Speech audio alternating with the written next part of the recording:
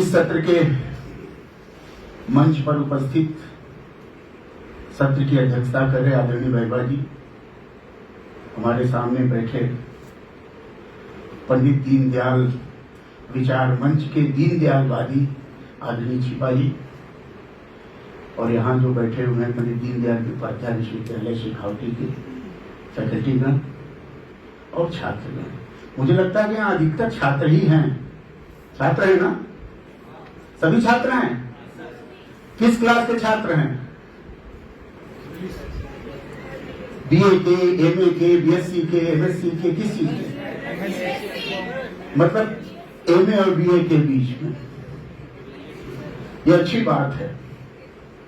छात्रों के बीच में भारतीय ज्ञान परंपरा की बात करना, यह अपने आप में अद्भुत अनुभव है। मुझे नहीं लगता कि ये छात्र भारतीय ज्ञान परंपरा का बहुत अधिक नाम भी सुने होंगे। ये पीढ़ी है आपकी। भारत कहां से कहां चला, लेकिन भारतीय नॉलेज सिस्टम, भारतीय ज्ञान परंपरा का नाम इन छात्रों ने आज सुना होगा या थोड़े बहुत छात्र सुनते होंगे। ये इस देश का दुर्भाग्य है। जो हमारा है हम उसको नहीं जानते, जो दूसरे का है उस पर हम ताली बजाते हैं। ये हमारा संस्कार स्वतंत्रता के बाद आया। आप सोचिए कि हमारा अस्तित्व क्या है। हम जिस देश के नागरिक हैं, जिस देश का नाम सुन करके हम गौरव करते हैं, भारत माता की जय बोलते हैं, वंदे मातरम बोलते हैं, हम यही नहीं जानते कि हमारी भारत माँ कैसे है, हम माँ की बरखा वंदे कैसे करते हैं, ये हम नहीं जानते। एक नारे के रूप में हम उसको उद्घाट करते हैं। ये देश का दुर्भाग्य नहीं है तो क्या? स्वतंत्र भारत में जो कुछ भी ज्ञान के क्षेत्र में हुआ, उसने भारत को ज्ञानी क्षेत्र में पीछे कर दिया। कोविड काल के बाद जब दुनिया में विचारों का संकट पैदा हुआ, तो दुनिया यह मानने लगी कि कहां का विचार, कौन सा विचार, कहां व्यक्तिवाद गया, कहां उपयोगितावाद गया, कहां मार्क्सवाद गया, कहां ये सारे फेमिनिज्म गया, ये सारे के सारे वाद प्रतिवाद विचार ये कोविड काल में खत्म हो गए थे। लेकिन भारत का ज्ञान भी उस समय जीवित था। कोविड काल के उस संकट काल में जब वैश्विक संकट था, भारत का ज्ञान ही दुनिया के लोगों को जीवन दे रहा था, जीवन का त्राण दे रहा था। यह आपको पता होना। मैं आपको छोटा सा उदाहरण देना चाहता हूं। कोविड काल में हमारे एक अमेरिका में मित्र थे, एंडरसन। अब वो आ गए, यहां फंस गए, सब लॉकडाउन हो गया, जाए तो कैसे जाए, भाई जहाज बंद, ट्रेन बंद। हमने अपने घर में या अपने स्थान पर उनको शरण दी। मुंह बांधे रहते थे, डरते रहते थे, कांपते रहते थे, सांस ऊपर नीचे चलती रहती थी। जीवन रहेगा कि नहीं रहेगा उनको पता ही नहीं था। हम उनको घर ले आए। हमने कहा इसी घर में रहिए, हम जो खाते हैं वही खाइए, हम जैसे रहते हैं वैसे रहिए, हम जैसे जीते हैं वैसे जिए, आपको कोविड छू तक नहीं पाएगा। उन्होंने वैसा ही किया। पारिजात का पत्ता पीते थे, केले का रस पीते थे, मदार का दूध पीते थे, शिव की आराधना करते थे, नागेंद्र हारा यति लोचनाएं गाने लगे, नमामि मीशाम वाला राम की स्थिति गाने लगे।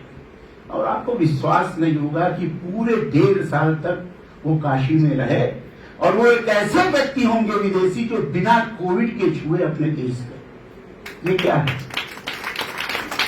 ये जीवन पद्धति है। भारत की ज्ञान परंपरा विद्वत्ता नहीं है। भारत की ज्ञान परंपरा कोई किताबी चीज नहीं है। भारत की ज्ञान परंपरा जीवन की पद्धति है, और जीवन की पद्धति से निकल करके जो ज्ञान आता है वो भारत की ज्ञान परंपरा है। किताब में नहीं लिखा गया। आपने टॉपिक दिया कि पंडित दीनदयाल उपाध्याय, भारतीय ज्ञान के प्रेरणा पंडित दीनदयाल उपाध्याय। मैं आपसे निवेदन पूर्वक कहना चाहता हूं, अगर आज पंडित दीनदयाल उपाध्याय जी यहां बैठे होते और आप उनके सामने विषय लाते तो नाराजी होते। प्रणेता कौन हो सकता है भारतीय ज्ञान का? भारतीय ज्ञान का व्याख्याता हो सकता है, भारतीय ज्ञान का विस्तारकर्ता हो सकता है, भारतीय ज्ञान का शोधकर्ता हो सकता है, भारतीय ज्ञान का कथाकार हो सकता है, लेकिन भारतीय ज्ञान का प्रणेता नहीं हो सकता। भारतीय ज्ञान का प्रणेता ऋत है, जिसको हम प्रकृति कहते हैं। दुनिया में एकमात्र भारत का ज्ञान है जो प्रकृति से संचालित होती है, जिसकी भाषा प्रकृति ने लिखी, ऋत ने लिखा, जिसको विस्तृत किया प्रकृति ने किया। इसलिए प्रकृतिवादी भारतीय ज्ञान मूल्य का एक प्रमुख स्रोत है। हम ज्ञान के स्रोत मान लेते हैं भारत के, जैसे महेश जी ने कहा कि ज्ञान तो ज्ञान है, स्रोत भारतीय क्यों लगाएं? अरे भैया, ज्ञान तो ज्ञान है, भारतीय नहीं लगाएंगे तो हम कैसे पहचानेंगे कि कहां का ज्ञान है? हमको ज्ञान भी तो पता होना चाहिए। एक और उदाहरण आपको देता हूं। आज के देश भर के विश्वविद्यालय में बड़े बड़े विद्वान घूम रहे हैं, इतने बड़े विद्वान घूम रहे हैं कि उनकी कल्पना आप नहीं कर सकते। जिस विश्वविद्यालय में जाइए, वहां पहला सवाल उठता है कि do you know Indian knowledge system? हम कहिए नॉलेज सिस्टम तो नहीं जानते, परंपरा जरूर जानते हैं। सिस्टम और परंपरा का जिसको तत्वार्थ बोध ना हो, वो भारतीय ज्ञान परंपरा पर किताबें लिख रहा है। ये भारत का दुर्भाग्य है। मुझे तो आश्चर्य हुआ, एक किताब मुझे मिली, इंडियन नॉलेज सिस्टम। उसका जो पहला अध्याय था वो मार्क्स पर था, दूसरा अध्याय था अरस्तु पर था, तीसरा अध्याय था प्लेटो पर था, चौथा अध्याय था मैकियावेली पर था, पांचवा अध्याय था सोशलिज्म पर था। ये भारत की ज्ञान परंपरा है। मार्क्स भारत की ज्ञान परंपरा है, सोशलिज्म भारत का ज्ञान परंपरा है।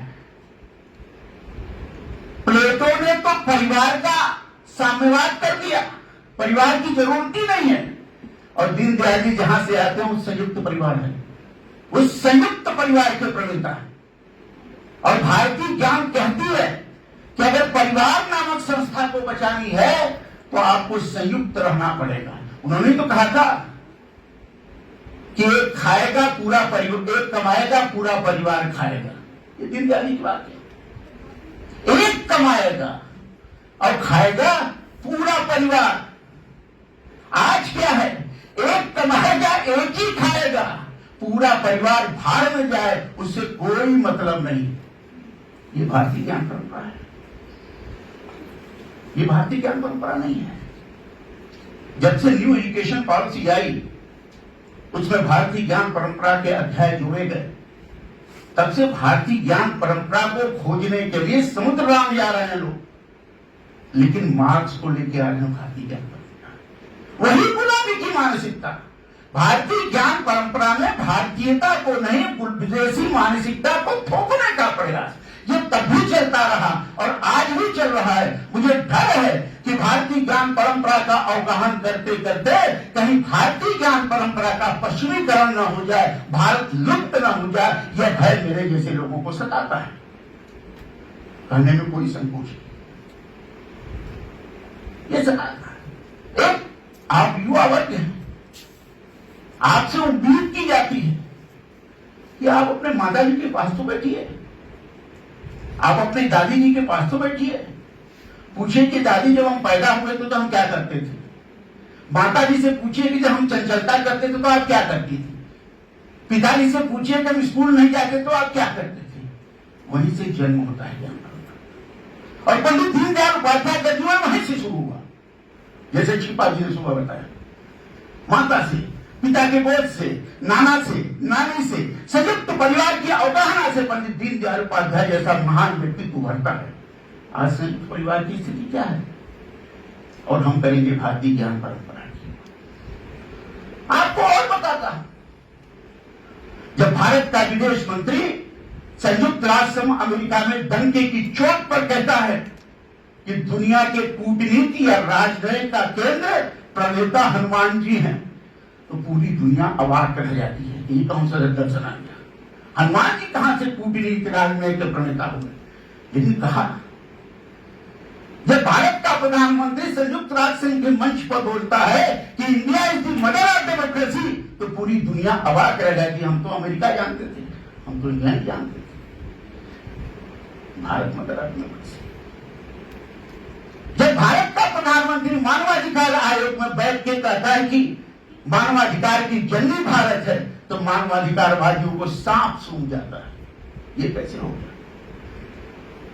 अब जब भारतीय ज्ञान परंपरा की खोज शुरू हुई, तब लगने लगा कि वास्तव में जो कह रहे थे वो सत्य है। हनुमान जी से बड़ा कूटनीतिक कौन हुआ? अब पूरी कहानी बताने से तो समझ में आएगा, लेकिन आप सोचिए, शोध करिए इस पर। इन विद्यार्थियों को कहता हूं, जब आप शोध के क्षेत्र में जाएंगे तो इन विषयों को लीजिए। संविधान के पेज पर राम दरबार की तस्वीर थी, ये सभी जानते हैं। बाद में लोगों ने, पाखंडी सेकुलरवादियों ने उसको क्या क्या किया, खैर वो अलग सवाल है, लेकिन थी। और बाबा साहब अंबेडकर ने उसको स्वीकृति दी। राम दरबार क्या है? शिव दरबार तो हमने नहीं सुना, कृष्ण दरबार तो हमने नहीं सुना, इंद्र दरबार तो हमने नहीं सुना, राम दरबार सुना।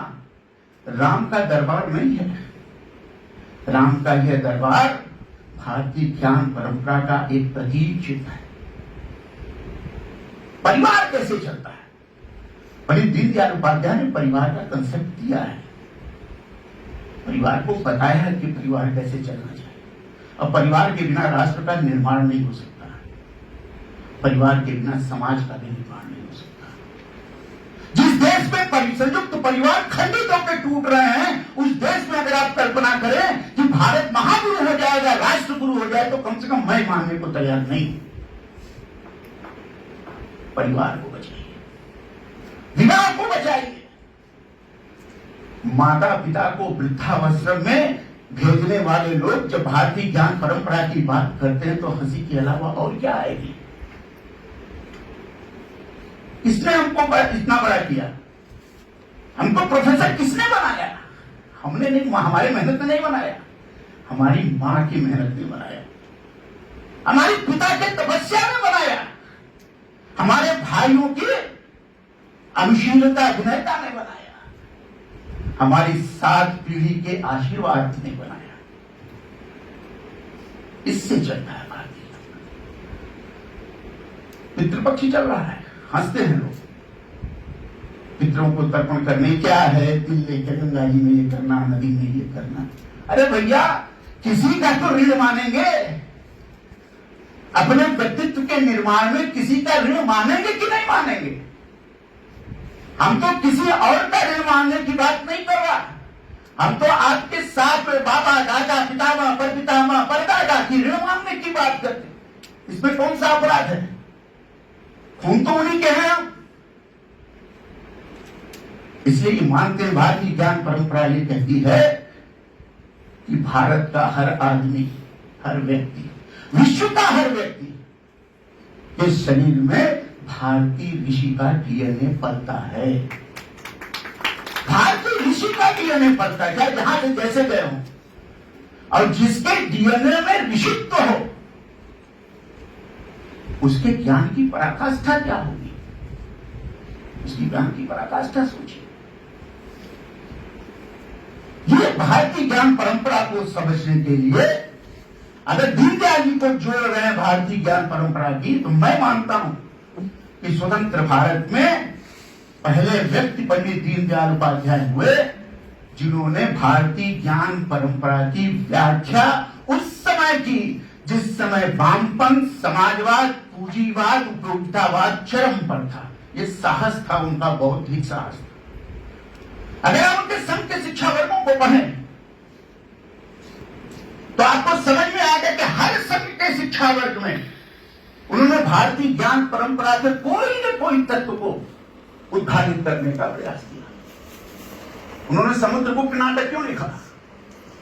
उन्होंने कृष्ण पर अपने विचार क्यों दिए? उन्होंने शंकराचार्य की बात क्यों की? क्यों भी बात कर देते? क्यों? उनको पता था कि शंकराचार्य राष्ट्रीय एकता के प्रतीक है। कृष्ण भारतीयता जो प्रतीक है, चंद्रगुप्त से बड़ा सनातन धर्मावलंबी और भारतीय ज्ञान परंपरा का उत्कर्षक भारतीय इतिहास में नहीं हुआ। इसलिए दीनदयाल इसको लिखते हैं। जब एक संघ शिक्षा वर्ग के वाराणसी के जून 1947 में उन्होंने एक और शब्द का प्रयोग किया है, उद्यानपाल। परंतु उद्यानपाल का क्या मतलब है? पर्या उद्यान से उद्यान का रखवाला माली हो सकता है। बड़ा सुख हो चल गया। बाद में पता चला कि उद्यानपाल का मतलब हार्टिकल्चरिस्ट होता है। क्या दीनदयाल जी भारतीय विज्ञान को भी जानते थे? क्या दीनदयाल जी ने भारतीय विज्ञान की उन परंपराओं का भी अवगाहन किया था? उन्होंने एक और शब्द का प्रयोग किया कानपुर के शिक्षा वर्ग में। उन्होंने कहा कि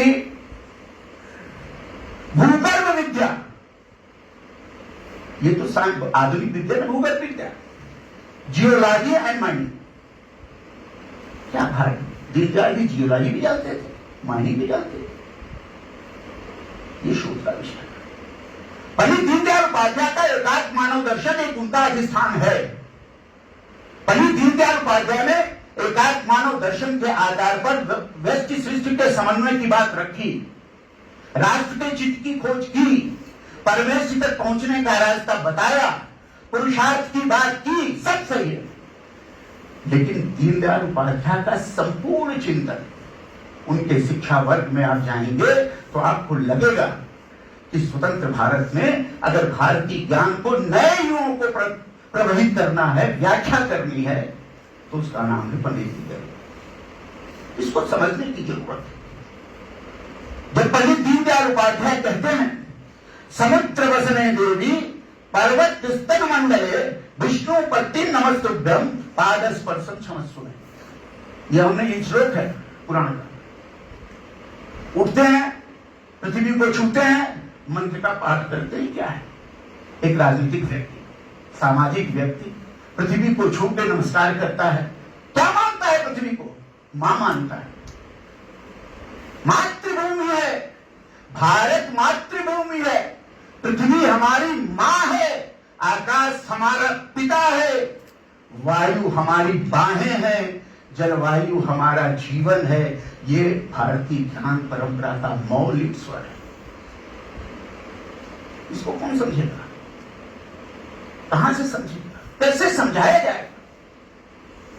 पंडित दीनदयाल उपाध्याय दूसरी बार संघ के शिक्षा वर्ग में जब संघ में जाते हैं तो मनुस्मृति का श्लोक उठता एक देश प्रसूतस्य सका साधग्र जन्मना स्वम स्वम चरित्र शिक्षेरन पृथ्व्याम सर्वमानवा।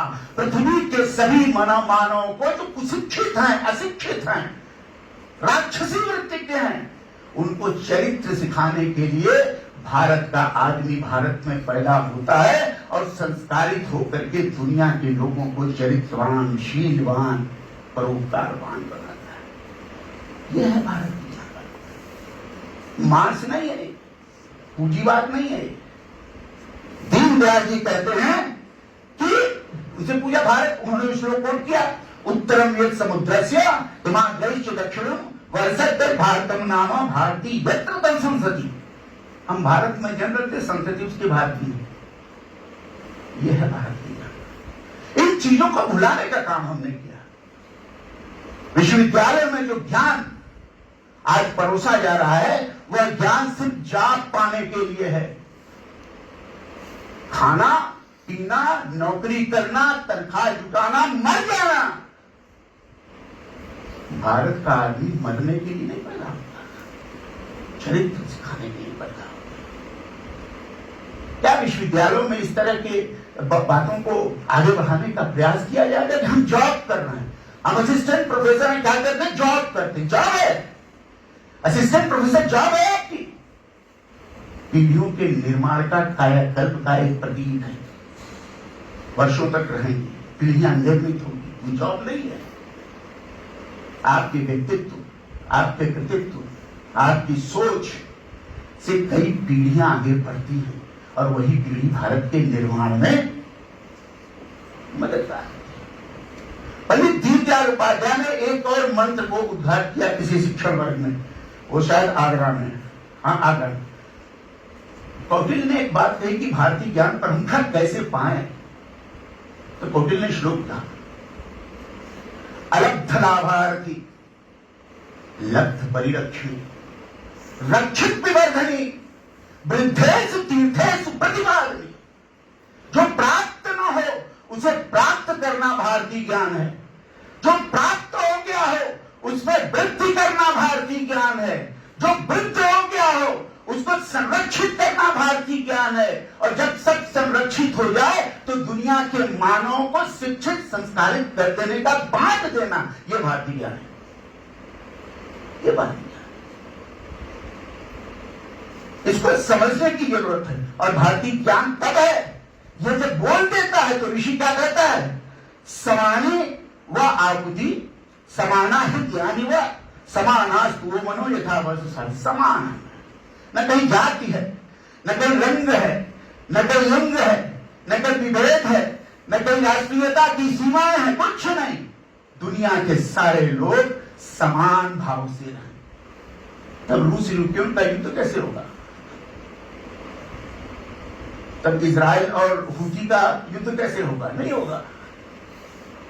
और हमें गर्व होता है कि भारत का प्रधानमंत्री इस जंजाल में, इस भयावह स्थिति में विचार करके यूक्रेन के राष्ट्रपति को और रूस के राष्ट्रपति को कहता है कि समानो मंत्र सभी समान।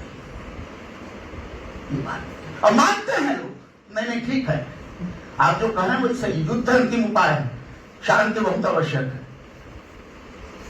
कृष्ण ने कहा कि शांति क्या करेंगे हम लेके, जब शांति पैदा नहीं हो रही है तो युद्ध करो, लेकिन शांति पहले खोज लो। राम ने समुद्र से कहा कि बिना में मारे जलन 3 दिन बीत गए भैया समुद्र महोदय, अब हमको धर्म से उठाना पड़ेगा। जब कंटक शोधन हो जाए, जब कंटक का जंजाल पैदा हो जाए तो उसके शोधन के लिए भी कंटक शोधन जैसे तत्व को निकालना पड़ेगा। ये भारतीय ज्ञान है। पंडित दीनदयाल उपाध्याय ने 1945 के राष्ट्र धर्म और पांचजन्य में एक लेख लिखा, रामायण पर। तुलसी को पूजा उन्होंने एक तरह से, उन्होंने कहा कि तुलसी 500 साल न रहे होते तो भारत की स्थिति विचित्र होती। इसलिए उन्होंने कहा कि रामचरितमानस और तुलसी भारतीय ज्ञान परंपरा के ऊर्जा स्रोत हैं। और सच में है, अगर सोचिए, बात तुलसीदास जी रामचरितमानस न लिखे होते तो वाल्मीकि रामायण के आधार पर कितना आगे बढ़ते आप। कठिन है, संस्कृत है, लेकिन रामचरितमानस से पाठ होता है, अखंड पाठ होता है, रामलीलाएं होती हैं, लोग धर्म के आधार पर घर में रखते हैं, उसके प्रति श्रद्धा रखते हैं, 2 चौपाई याद रखते हैं। हमारी दादी थी, जब सुबह हम लोग उठते थे तो 2 चौपाई रामचरितमानस की जरूर कंठस्थ कराती। पूछते थे क्या होगा, क्या जीवन में बड़ा काम आएगा, और काम आता है। रामराज्य की परिकल्पना जैसा तत्व भारत में मौजूद है, जो दुनिया का सर्वोत्तम आदर्श राज्य है। उस आदर्श राज्य राम राज्य के बारे में राम मंदिर के निर्माण के बाद लिखने वाले विद्वान नहीं है। राम राज्य है क्या, कहां से शुरू हुआ, क्या राम का राज्य है? राम का राज्य तो वेद में भी है, उपनिषद में भी, महाभारत में भी, स्मृतियों में भी। क्या है रामराज? रामराज मानव को अधिकार देने की एक संकल्पना है। नहीं दरिद्र को दुखी नहीं ना, नहीं को अबुझ न लक्षण ही ना, न कोई दरिद्र हो, न कोई कुशिक्षित हो, न कोई लक्षणहीन हो, सब सुखी हो, सब निरोग हो, सब संपन्न हो, सब स्वावलंबी हो। ये रामराज्य है, जिसको कौन नहीं चाहेगा, लेकिन हम नहीं पढ़ाते। या तो डरते हैं या तो पढ़ाने से परहेज करते हैं। जैसा किसी ने कहा कि अंग्रेजी जो बोले वो विद्वान, जो अपनी मातृभाषा बोले वो बेकार। इसका कोई अर्थ नहीं, इसको तोड़ दिया है नरेंद्र मोदी ने। नरेंद्र मोदी ने इस भाव को चकनाचूर कर दिया है। जब दुनिया के मंचों पर जाकर के हमारे देश का यशस्वी प्रधानमंत्री हिंदी में बड़े बड़े लोगों से बात करता है तो हमारे जैसे लोगों का सीना 56 इंच का हो जाता है। और इसलिए हो जाता है कि कम से कम अंतर्राष्ट्रीय मंच पर हिंदी के शब्द तो सुनाई पड़ रहे हैं उन अंकों पर। ये भारतीय परंपरा का दीनदयाल जी यही करते थे। भारतीयता, स्वावलंबन, स्वदेशी, आत्मनिर्भरता, निडरता, भयमुक्तता, एकनिष्ठता, समर्पण, विनम्रता, सहनशीलता और दूसरों को संरक्षित करने, उसको बांटने की कला। यही तो दीनदयाल का पूरा लक्ष्य है। दीनदयाल जी अपने पास कुछ नहीं रखते, एक त्रुटि भी दीनदयाल जी अपने पास नहीं रखते। न ज्ञान रखते हैं, न संपत्ति रखते हैं, न राजनीति रखते हैं, कुछ भी नहीं। वो बांटने के लिए पैदा हुए और बांटते हुए चले गए। आप जाइए मुगलसराय, जहां उनका अंतिम श्वास निकला, आपको आंख में आंसू ना आ जाए तो कहिएगा कि मैं झूठ बोल रहा हूं कि सत्य बोल रहा हूं। आज तो कुछ तो बहुत कुछ बदल गया है। काशी मोक्ष की नगरी थी। काशी के में पत्रकारों के सामने भाषण देते हुए उन्होंने कहा था कि मैं मोक्ष प्राप्त करने तो नहीं आया, लेकिन न तुम कामये राज्यम न स्वर्गम न पुनर्भवम कामये दुख तप्ता नाम प्राणी मार्ग नाशनम। हम प्राणियों के आर्त को नाश करने के लिए हम इस धरती पर आए। मेरा कुछ नहीं, मैं कुछ नहीं, मैं सिर्फ यहाँ हूं और काशी की धरती से संकल्प लेता हूं कि जब तक इस देश के लोगों के पिछड़े अगर जो भी लोग अभावग्रस्त लोगों के भाव पूर्ण नहीं कर दूंगा तब तक हमारा जीवन। ये दीनदयाल इसकी व्याख्या करते हैं दीनदयाल राष्ट्र धर्म के 1947 के अंक में। उन्होंने कहा कि भारतीय ज्ञान परंपरा की परिभाषा की सुखा दुखे लभे समय कृत्वा लाभा लाभो देहो ततो युद्धाय नैव पापम। कृष्ण की बात कर रही। क्या मतलब है हार की? इससे हम हार जाएं, यहां बैठे हुए सारे विद्यार्थी जीत जाएं तो हम हारेंगे कि हम जीतेंगे? आप बताइए। हम हार जाएं, हम प्रताड़ित हो जाएं, हम अपमानित हो जाएं, लेकिन ये जो विद्यार्थी बैठे हुए हैं इनको कुछ लाभ हो जाए, उनको स्वावलंबन मिल जाए, उनके पैर मजबूत हुआ तो ये मेरा पराजय नहीं है, हानि लाभ नहीं है, ये मेरी विजय है। इसलिए जैसे चिप्पा जी ने किसी ने कहा कि चुनाव के मन में वो अच्छे थे और वो हार गए, उन्होंने ये भी कहा था उसी में। उनसे कहा कि महाराज जौनपुर से चुनाव लड़ रहे हैं, ब्राह्मण आदमी है, ब्राह्मण बहुल क्षेत्र है, ब्राह्मणों की जय जय करिए, चुनाव जीत के संसद में चाहिए। उन्होंने कहा जाति के लिए नहीं पैदा हुआ, ब्राह्मण हूं तो हमसे ब्राह्मण हूं, अपने परिवार से ब्राह्मण, हम जाति के नाम से वोट नहीं मांगेंगे, हार जाए भले हार। उनका प्रतिद्वंदी जाति के नाम से वोट मांग करके उनको पराजित किया। दीनदयाल की विराटता, विशालता, सोच, संस्कार, पग पग चलने की कला, ये भारतीय ज्ञान परंपरा से उद्घोषित। पंडित दीनदयाल उपाध्याय जी ने राष्ट्र धर्म नवंबर 1947 के अपने एक लेख में फिर संस्कृत का श्लोक बोल दिया। सर्वे भवन्तु सुखिनः, सर्वे सन्तु निरामया, सर्वे भद्राणि पश्यन्तु मां कश्चित् दुःखभाग् भवेत्। ये क्यों कोट कर रहे हैं दीनदयाल जी? क्योंकि उनको उससे ऊर्जा मिलती है। उस ऊर्जा के आधार पर भारतीय ज्ञान को प्रतिस्थापित करते हैं। 1916 में श्यामा शास्त्री ने कौटिल्य अर्थशास्त्र की खोज की। 1920 में बाल गंगाधर तिलक आए। उसी के आसपास पंडित मदन मोहन मालवीय का उद्भव होता है, 16 में विश्वविद्यालय बना और 1916 में ही पंडित दीनदयाल उपाध्याय जी का जन्म भी होता है। कौटिल्य अर्थशास्त्र की खोज के बाद गुलाम भारत के गुलाम मानसिकता के लोगों को पता चला कि हमारे पास भी अर्थशास्त्र जैसा राजनीतिक चिंतित ग्रंथ है। जबकि कौटिल्य साफ कहता है कि भैया ये हमारा कुछ नहीं है, हम तो चुरा उड़ा करके अर्थशास्त्र रचना कर रहे हैं। उसकी जय जयकार होने लगी। तो कौटिल्य अर्थशास्त्र के पहले क्या भारत ज्ञान शून्य था? क्या भारत में रचनाकार नहीं थे?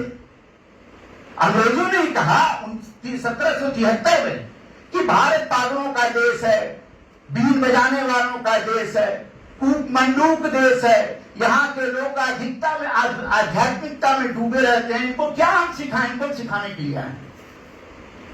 उसी समय एक विद्वान पैदा हुए, जगत नारायण सिन्हा, कलकत्ता यूनिवर्सिटी के प्रोफेसर। उन्होंने कहा कि पागल हो तुम,